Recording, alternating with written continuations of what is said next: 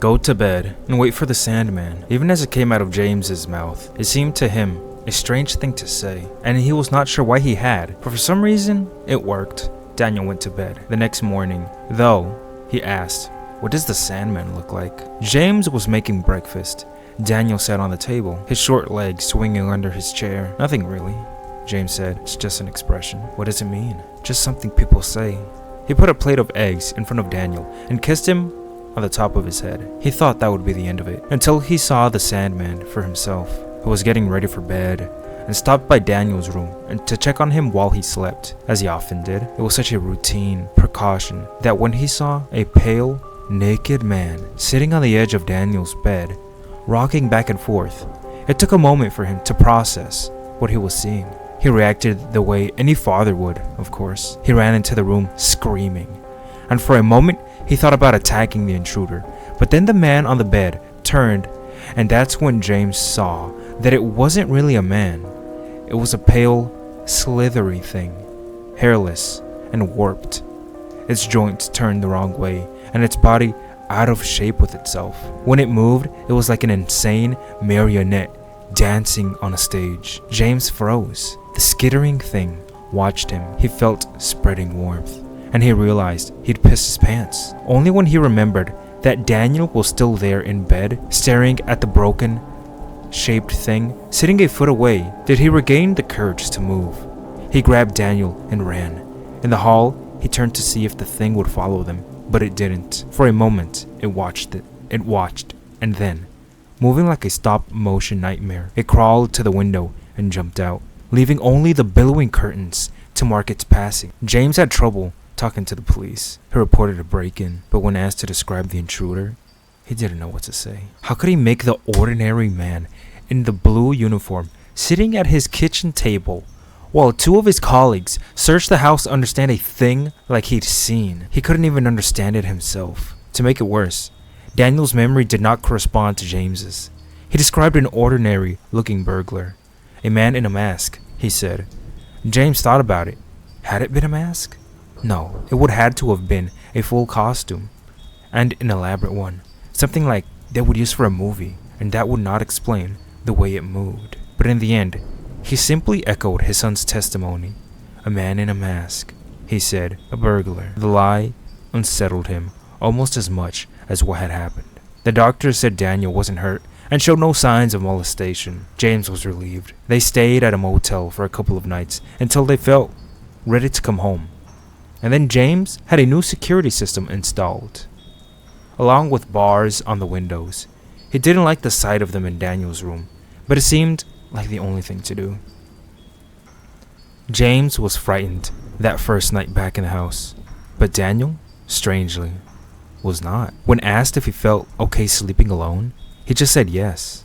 In the end, it was James who found himself wishing he were not sleeping alone. He was up all night, listening for the sound of anything moving in the house. Although he had convinced himself that his memory was faulty, and that it had been a normal, albeit probably deeply disturbed, man in his son's room, when he closed his eyes even for a moment, he pictured bloodless skin and a twisted, inhuman face. He found himself wondering, why my house? Why my family? He knew, of course, that there didn't have to be a reason, but still, he wondered. 2 weeks later, Daniel stopped talking.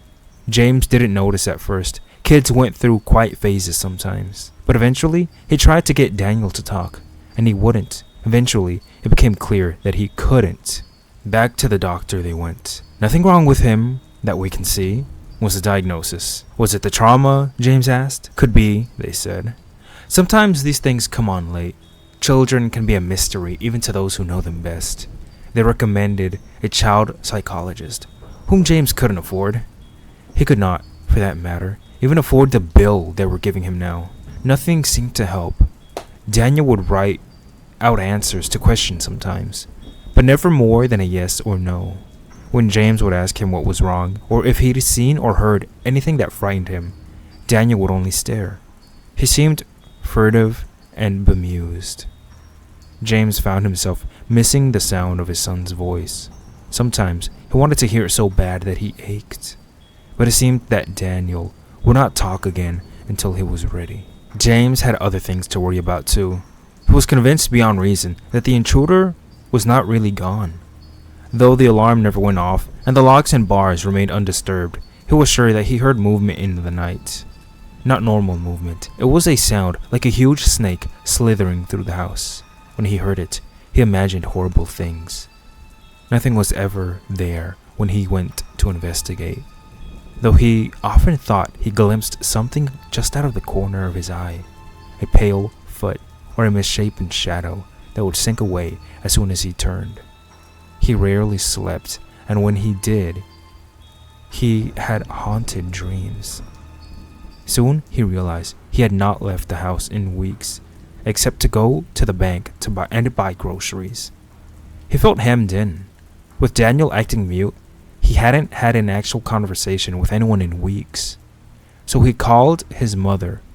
The connection was bad, and her voice sounded faint, on the verge of being not there at all. "I guess I'm okay, Ma," he said, pausing to wipe the sweat from his palms, and then make sure he could hear Daniel playing in the next room. "But things have been a little rough. We had a break-in." "Oh, how awful," Mom said. "Did they take anything?" "Nah, just ran off. It was weird though. I haven't really felt comfortable since then." "Are you still working in that hospital?" "No, Ma. I left last year. You know that." "Oh, well. Have you been getting out? What about that nice woman you were seeing last year? The one who played the piano?" James scowled. She was always asking that kind of thing. Didn't she know how hard it was being a single father? That he didn't have the time? He was about to say so when something made him pause. "Ma, is there anyone else on the line?" "I don't think so." James was sure he heard it, though. The short, gasping sound of someone trying to hold their breath and failing. A cold feeling crept across the back of his neck. "You sure nobody's listening on your other phone?" "Dear, there's no other phone. I'm on the cell. That's why the service is so bad." "Then what is?" James stopped. If the sound wasn't coming from her, and then he dropped the phone and raced to the hall. The extension hung on its hook, undisturbed. Heart pounding, he crawled into the garage. The spare phone sat on the workbench. No one was in sight. But could they have been? Could someone have been here all along, listening to his phone call and then slithered away? Might they be here even now? The next day, he took out the extra phone extensions. He even filled in the jacks with rubber cement. Daniel watched him work, eyes curious, but James offered no explanation. He began giving Daniel a light physical exam every week. His CNA training was a little rusty after a year on disability, but you'd never really forget. It was an absurd thing to do, of course. Even if there was a physical cause for Daniel's behavior, it would be nothing he could discover this way, and he was aware on some level that it was compulsive behavior. Nevertheless, it made him feel better. One morning, James set the diaphragm on the stethoscope against Daniel's chest. But he could not locate a heartbeat. He moved his hand in search of the right spot, but to no avail. Then, to test it, he listened on his own heartbeat. It came through steady and clear, but when he checked Daniel's again, he didn't hear anything. A thought came unbidden to him of the Tin Man in The Wizard of Oz, whose chest was empty as a kettle. A sick feeling roiled his stomach. He threw the stethoscope down and grabbed Daniel by the shoulders. Looking into his face, Daniel stared back with bright eyes. He even smiled a little, with the corners of his mouth. James felt the tingle of tears. He swept his son up in his arms and hugged him, and Daniel hugged back. Then James put his shirt back on him and sent him to play. The stethoscope, he decided, was broken. He threw it in the trash. Things got worse. James's terrors were no longer relegated to the long hours of the night. Now it seemed that some creeping, some skittering and scuttling, some unknowable noise in some dark corners or another filled every second of the day. The thought of how big the house really was started to weigh on him. There were so many rooms he wasn't in at any given time, so many places someone or something else could be. He imagined strange figures occupying the rest of his home when he wasn't around, melting into the walls or merging with the shadows whenever he turned on a light or opened a door. How would he know if they were there? Would he ever know? Soon, he didn't even have to be outside of a room to imagine it. When he walked up the stairs, he pictured pale figures lurking beneath him. When he went down the hall, he pictured a crawling thing slithering behind the walls, shadowing his every step. If he sat too long in the same chair, he imagined that it was right behind him, and he was never comforted. When he turned around and found nothing there, as he could only guess, that meant it had moved, swiftly and silently. Behind him once again, whenever he was not looking right now, that was where he imagined it to be. He was losing his mind. He knew. The only thing that helped him cling to sanity was that Daniel seemed undisturbed. Other than his muteness, his behavior was perfectly normal, and whenever he seemed to sense that his father was troubled, he would hug him, or squeeze his hand, or even smile. Sometimes, when he left the room, James cried. One night, he found himself creeping around the house with no lights on at 2 o'clock in the morning. If the intruding thing had taken to violating his daytime activities, then he would get revenge by confronting it on its own terms. The night, and really, night was no more frightening to him now than day. They were almost interchangeable.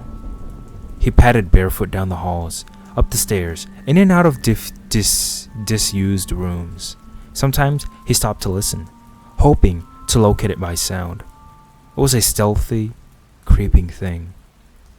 He knew, but it was awkward at times, and it couldn't always keep its strangely shaped limbs from making their distinct, irregular footsteps. The smallest noise would give it away. There was one room he suspected it spent most of its time in, the spare bedroom. Not a bedroom at all, really. More like a closet, just large enough to accommodate a bed if one were so inclined. It was unpainted and uncarpeted and drafty. He'd always meant to fix it up. He couldn't come in here very often because he disliked the bare, unused look of it. It made him think of a partially dissected corpse. He came in now, though. If the thing made its nest in any one place in the house, this would be it. Of course, there was nothing there now, but that didn't mean there was nothing there. He cursed, running a hand through his sweat-damp hair. What was he missing? How did it hide from him? What was its secret? He peered into the room's empty corners one by one, getting his face a few inches from the plaster and floorboards, so that he could be certain that there was no space for it to conceal itself. The light bulb flickered. He froze. My God, he thought. It's on the ceiling. He pictured it crawling above him like a huge, pale lizard. That's how it gets around, he thought. That's how it escapes any time I should have it cornered. It just scuttles up the wall and hides right over my head. He managed it dangling down behind him like a spider. If I turn around, he thought, it will be there, hanging with its face right next to mine. He held his breath. He did not want to turn around, but had no choice. It was between him and the door. With a quiet sob, he rounded his heels. Of course he was alone. There was no man on the ceiling. He checked twice. Maybe it crawled out and was waiting for him in the hall. But when he checked there, the coast was once again clear. It should have been a relief, but it was not. After all, it had to be in here somewhere. If the ceiling was not its trick, that just meant it was something else. Something even more strange, even more clever. He went to Daniel's room. He had not stopped checking on him at night, like he always did. This time, though, rather than open the door, he listened at it at first, pressing his ear against the grain of the cheap wood and holding his breath, terrified that he would hear a skittering sound on the other side of the barrier. What he heard, instead, shocked him more. Daniel was talking to someone. James recoiled for a second, and then, when he'd caught his breath, he all but kicked the door in. Daniel was already awake indeed, sitting up in his bed. But he was not saying anything now. The light flashed on, and James stalked halfway into the room before stopping, suddenly torn.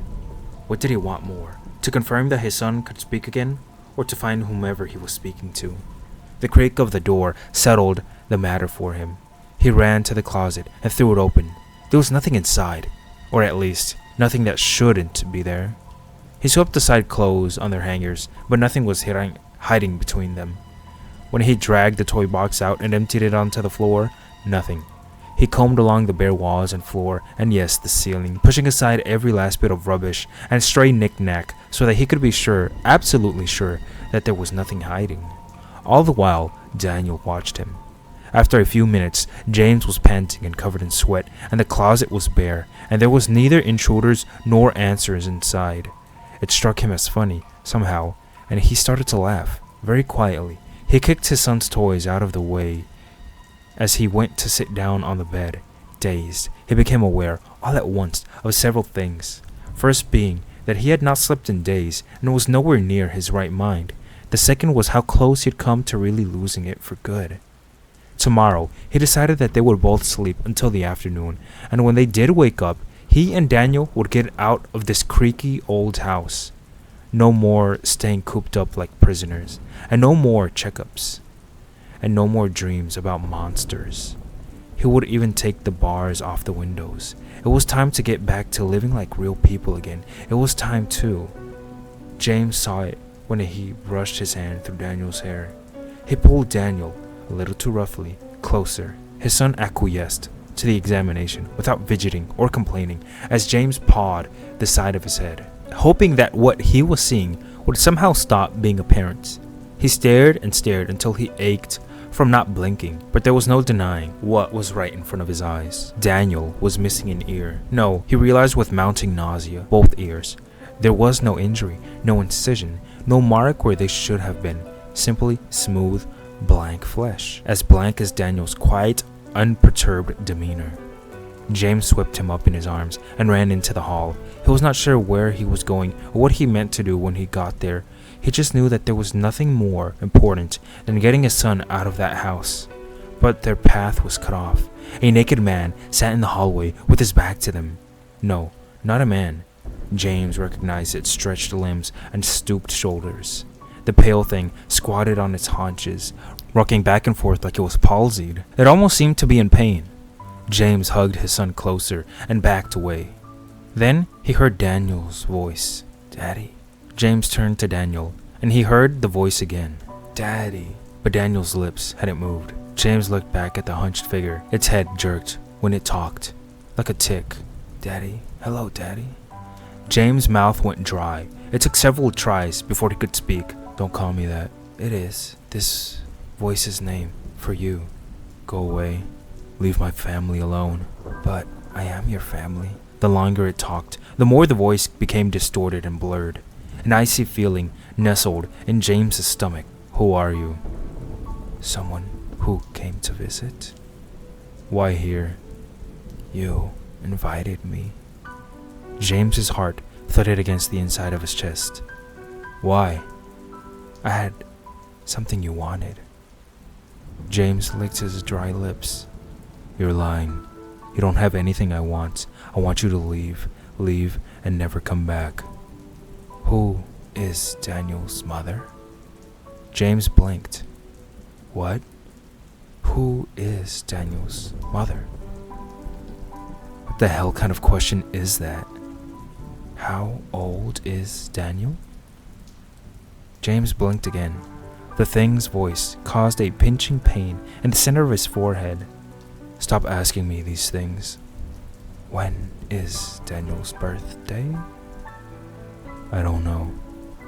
"What is his middle name?" "Shut up." "What was his first word?" "I said shut up." James wanted to tear the thing apart with his bare hands. Only the heaviness of Daniel in his arms kept him where he was. You were alone. You wanted a son, so I made one for you." James' hands began to shake. "That doesn't make sense." "Made out of what?" "Out of myself." James' stomach turned over. But now, I need those parts back. Daniel picked at James's shoulder to get his attention. Something was strange about Daniel's face. Danny, open your eyes. Daniel scrunched his eyes shut tighter. Open your eyes, Danny. Danny? Open your eyes. Open your eyes. Daniel shook his head, trying to refuse, but he couldn't hold it forever. Eventually, his eyelids flicked up, and James saw the truth. Daniel's eyes were gone. James almost dropped him. For a second, he wanted to throw his son down so that he could stop looking into those empty holes in his face. Daniel opened his mouth, as if to speak, but of course, he had no voice. He is coming back to be part of me again. No. Give him back. I cannot. It has been too long. I warned you this would happen. You're lying. You're a fucking liar. Give my son back. Give him back. I do not lie. I warned you. He could not exist forever. But you do not remember. You can only remember what I want you to. You forget all the times we have talked. Daniel felt like a doll or an empty bag. His hair was falling out, disappearing before it touched the ground. His hands vanished into his sleeves, and his feet rolled up inside his pant cuffs. James cradled the tiny, shapeless thing, tears dripping down his face. Soon, he held a pile of empty clothes, and then those two were gone. He looked around the house. Toys disappeared, photos vanished from their frames. Daniel's little shoes were no longer by the door. James turned towards Daniel's room and confronted a wall where the door should be. He groped the blank surface, fingertips scrambling. He hit his head against the wall. The pain didn't feel real. Why did you do this? It was what you wanted, and I learned so much. This is impossible. People will ask, people will wonder, the police, the hospitals, the people in the neighborhood. They have already forgotten him. They only remembered what I wanted them to, like you. James pressed his hands to his aching skull. Will I at least remember him after this? You can't try, but your mind will fail you now that everything he was is a part of me again. James sat on the floor, looking at the blank wall. Out of the corner of his eye, he saw the thing creep towards him and even felt its wet hand on his shoulder, but he did not look at it. If I won't remember any of this, he said, then why tell me? Because a father should know. And then James was alone. Abigail worried about James sometimes. When they met a year ago, he said that he'd never been married and he'd never had kids. But there was a certain pained expression he assumed when he said the last part. Abigail knew that look.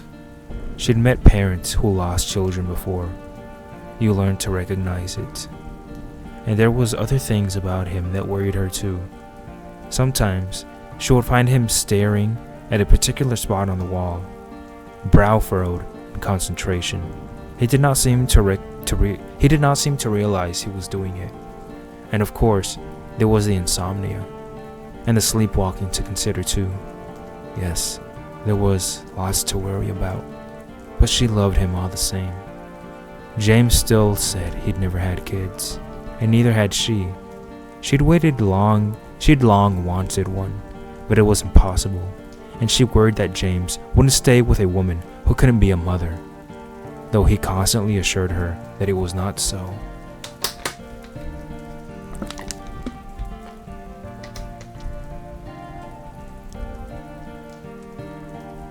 There were times, and more often of late, they were the nights when James took to sleepwalking.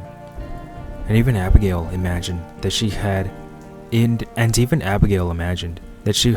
strange scuttling noises in the house and saw impossible shapes in dark corners. When she thought she would do anything, absolutely anything, if it meant having a little daughter for she and James to raise. And at those moments, she became truly afraid, but she never knew why.